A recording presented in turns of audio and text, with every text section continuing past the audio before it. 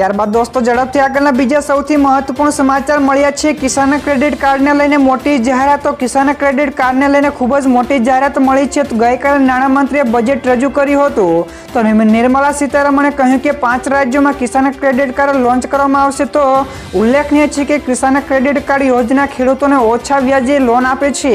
તો આ 100 ટર્મમાં ખેડૂતો લોનની નાણાકીય જરૂરિયાતોને પણ પૂરી કરવામાં મદદ કરે છે। તો આ યોજના અંતર્ગત ખેડૂતોને 4% દરે 3 લાખ રૂપિયાની લોન મળે છે।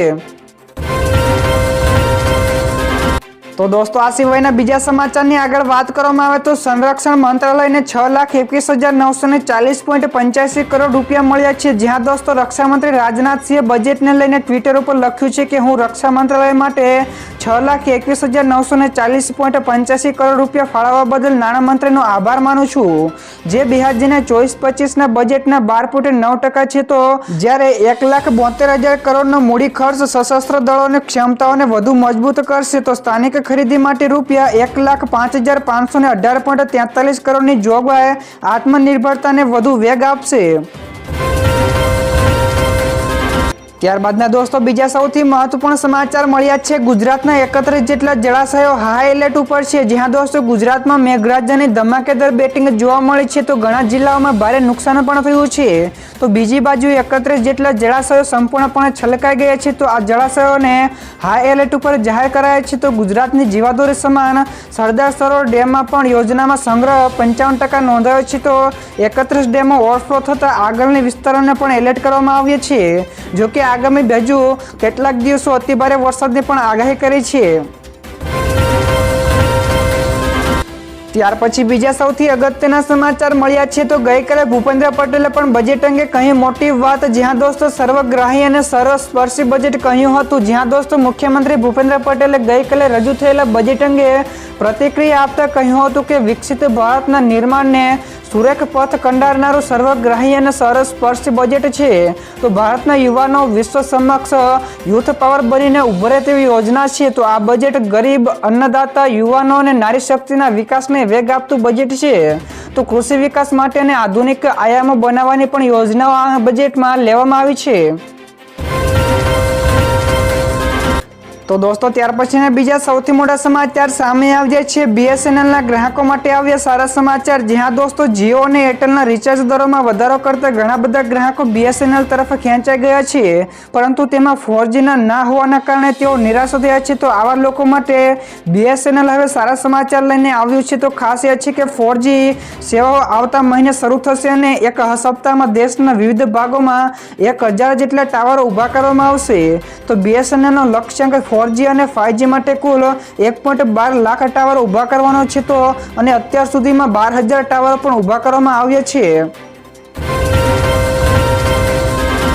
તો દોસ્તો ત્યાર પછીના આગળના બીજા સમાચાર વધુ એક બજેટ વિશે મળ્યા છે। તો ગઈકાલે બજેટમાં હીરા ઉદ્યોગો ખુશ થયા તો ટેક્સટાઇલના ઉદ્યોગો નાખુશ થયા છે। જ્યાં દોસ્તો ગઈકાલે રજૂ થયેલા કેન્દ્રીય બજેટને ગુજરાતના ઉદ્યોગોએ જગતે સમતોલ ગણાવ્યું છે। તો ગઈકાલના બજેટથી MSME તેમજ હીરા ઉદ્યોગો ખુશ થયા છે। તો ખાસ કંઈ રાહત ન મળતા ટેક્સટાઇલના ઉદ્યોગો નાખુશ થયા છે। તો આ તરફ પર્સનલ ટેક્સ અને GSTમાં રાહત મળતા ઉદ્યોગો સાથે જોડાયેલા લોકોએ બજેટને સમતોલ ગણાવ્યું છે। તો ચાંદી અને સોના ઉપર કસ્ટમ ડ્યુટી ઓછી કરતા વેપારીઓ પણ ખુશ જોવા મળી રહ્યા છે। ત્યારબાદના દોસ્તો આગળ વધુ એક સૌથી મહત્વપૂર્ણ સમાચાર સામે આવ્યા છે। બજેટમાં સ્પેસ ઇન્ડસ્ટ્રી માટે 1,000 કરોડ રૂપિયાની જાહેરાત કરવામાં આવી છે। તો ગઈકાલે રજૂ થયેલા કેન્દ્રીય બજેટમાં ભારતના સ્વદેશી અવકાશ ઉદ્યોગોને આગળ વધારવા માટે 1,000 કરોડની જોગવાઈ કરવામાં આવી છે, જેના દ્વારા સ્પેસ સ્ટાર્ટઅપ્સ અને કંપનીઓને તેમના પ્રોજેક્ટોનો વિસ્તાર કરવાની તક મળશે।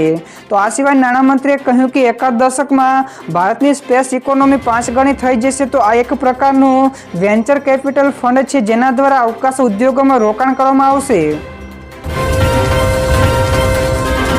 ત્યાર પછી ફટાફટ દોસ્તો આગળના બીજા સૌથી મોટા સમાચાર મળ્યા છે। ધસમસતા પાણીના પ્રવાહથી જનજીવન અસ્તવ્યસ્ત બન્યું છે। જ્યાં દોસ્તો રાજ્યના મોટાભાગના વિસ્તારોમાં ભારે વરસાદ ખાબકી રહ્યો છે, ત્યારે બંગાળની ખાડીમાં સર્જાયેલું લો પ્રેશર મધ્યપ્રદેશ થઈને ગુજરાત તરફ આગળ વધ્યું છે। તો રાજ્યના કેટલાક વિસ્તારોમાં 26 જુલાઈ સુધી સતત 4 દિવસ ભારેથી અતિભારે વરસાદની હવામાન વિભાગ દ્વારા આગાહી કરી છે। તો ત્યારે નખત્રાણામાં 4 ઇંચ કરતા વધારે વરસાદ ખાબકતા રસ્તાઓ પર નદીઓ વહેતી થઈ છે। તો બજારોમાં પણ જળબંબાકાર જળબંબાકારની સ્થિતિ જોવા મળી હતી। આગળ દોસ્તો વધુ એક સૌથી મોટા સમાચાર સામે આવ્યા છે। રાહુલ ગાંધીનું મોટું નિવેદન। તેણે કહ્યું કે આ ખુરશી બચાવવા માટેનું બજેટ છે। તો બજેટ ઉપર પ્રતિક્રિયા આપતા રાહુલ ગાંધીએ ટ્વિટર ઉપર લખ્યું છે કે ખુરશી બચાવો બજેટ છે તો સાથી પક્ષોને ખુશ કરવા, બીજા રાજ્યોને ભોગે તેમને ઠાલા વચનો છે તો મિત્રોને ખુશ કરવા એટલે કે એ માટે લાભ, પરંતુ સામાન્ય ભારતીયો માટે કોઈ રાહત નથી। તો કોપી અને પેસ્ટ છે તો કોંગ્રેસ મેનિફેસ્ટો અને ભૂતકાળનું બજેટ એટલે કે આ બજેટને કોંગ્રેસ મેનિફેસ્ટો અને જૂના બજેટની કોપી ગણાવી છે। તો આ સાથે તેમને એટલે કે અદાણી અને અંબાણીનું બજેટ પણ ગણાવ્યું હતું। ત્યાર પછીના આગળના બીજા સમાચાર, પીએમ મોદીનું મહત્વપૂર્ણ નિવેદન। તો આ બજેટથી દેશના વિકાસને નવી ઊંચાઈઓ મળશે। તો વડાપ્રધાન મોદીએ કેન્દ્રીય બજેટ ઉપર પ્રતિક્રિયા આપતા કહ્યું કે દેશને વિકાસને નવી ઊંચાઈઓ પર લઈ જનાર આ બજેટ માટે હું તમામ દેશવાસીઓને અભિનંદન આપું છું। તો આ બજેટ સમાજના દરેક વર્ગને શક્તિ આપશે। તો આ બજેટ ગામ, ગરીબ અને ખેડૂતોને સમૃદ્ધિની રાહ પર લઈ જશે। તો બજેટથી શિક્ષા અને કૌશલ્યને પણ નવી ઊંચાઈઓ મળશે। તો મધ્યમ વર્ગને નવી તાકાતો મળશે। તો બજેટથી નાના વેપારીઓ અને નાના ઉદ્યોગોને પ્રગતિના નવા રસ્તાઓ પણ મળશે।